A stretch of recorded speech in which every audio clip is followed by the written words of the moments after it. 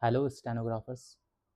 This is an actual passage dictated in 2023 SSC Steno Grade C examination.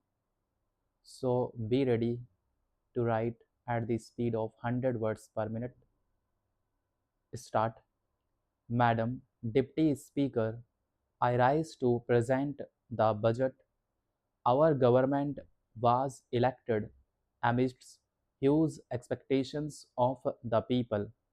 The expectations of the people in electing us was good governance.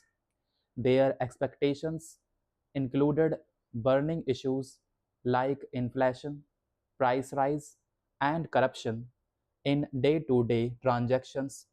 There was also expectation for a major change in the way the country's natural resources were allocated, processed, and deployed.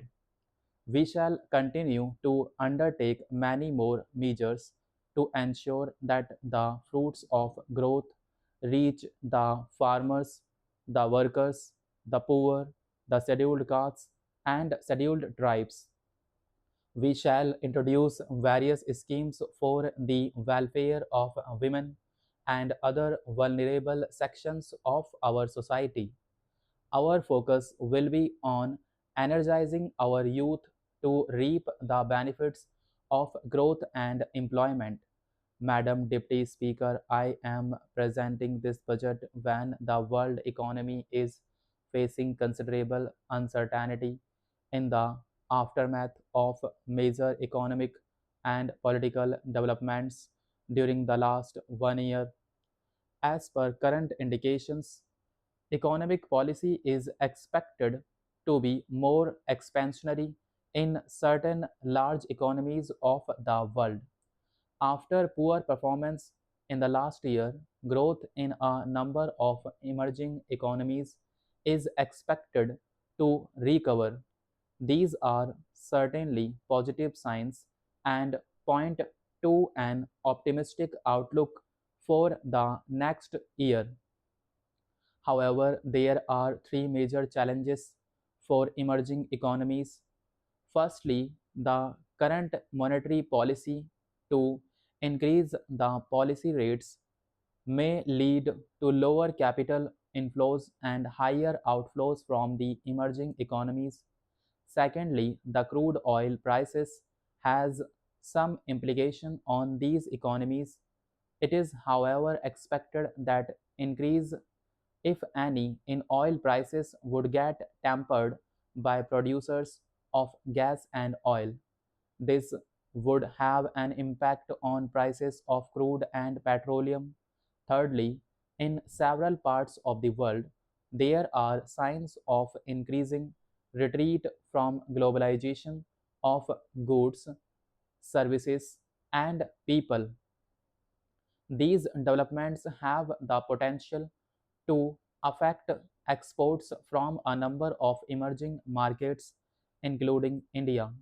Over the last 2 years, a number of global reports have shown that India has considerably improved its economic policies and practices. India has become the sixth largest manufacturing country in the world from the previous ninth position. Presently, we are seen as an engine of global economic growth. In the last 1 year, our country has witnessed historic economic reforms and policy making.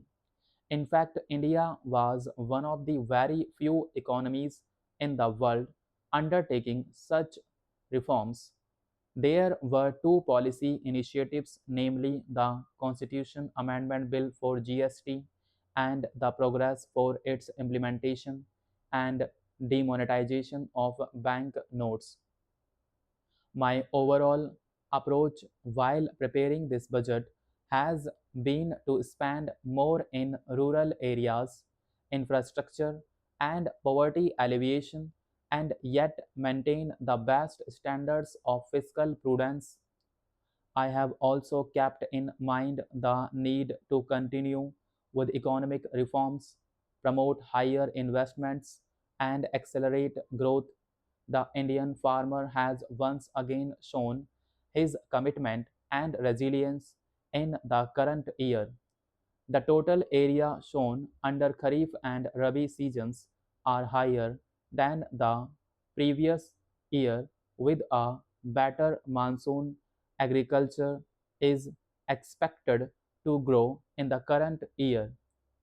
In last year's budget speech, I focused on income security of farmers to double their income in 5 years. I had also announced a number of measures. We have to take more steps and enable the farmers to increase their production and productivity and to deal with post harvest challenges. We also propose to integrate farmers who grow fruits and vegetables with agro processing units for better prices and reduction of losses.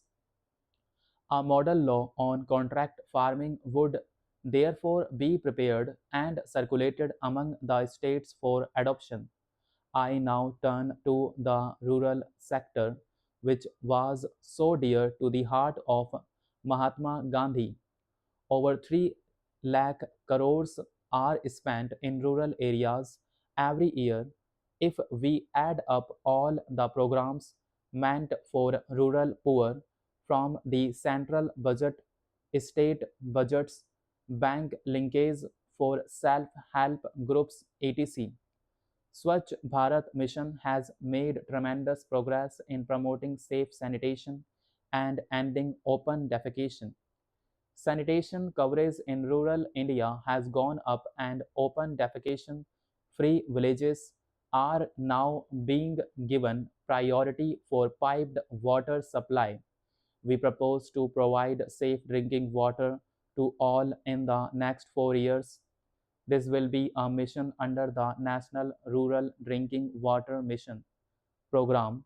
We have also proposed to introduce a system of measuring annual learning outcomes in our schools. Emphasis will be given on science education to promote creativity through local innovative ideas. In higher education, we will undertake reforms in the University Grants Commission. Good quality institutions would be enabled to have greater administrative and academic independence. Colleges will be identified based on ranking and would be given autonomous status. A revised framework will be put in place for credit based programs. The next phase of strengthening the skills, which will focus on improving the quality and market relevance of vocational training through industry cluster approach, will also be launched. A special scheme for creating employment in the textile sector has already been launched. A similar scheme will be implemented for the leather and footwear industries as well. Tourism is a big employment generator and has a major impact on the economy. We also propose to facilitate higher investment in affordable housing. Affordable housing will now be given infrastructure status, which will enable these projects to avail the associated benefits. We also need to ensure adequate availability of specialist doctors to strengthen the primary and secondary levels of health care. We have therefore decided to take steps to create additional 5,000 postgraduate seats per annum. We will work with the state governments to take these tasks forward.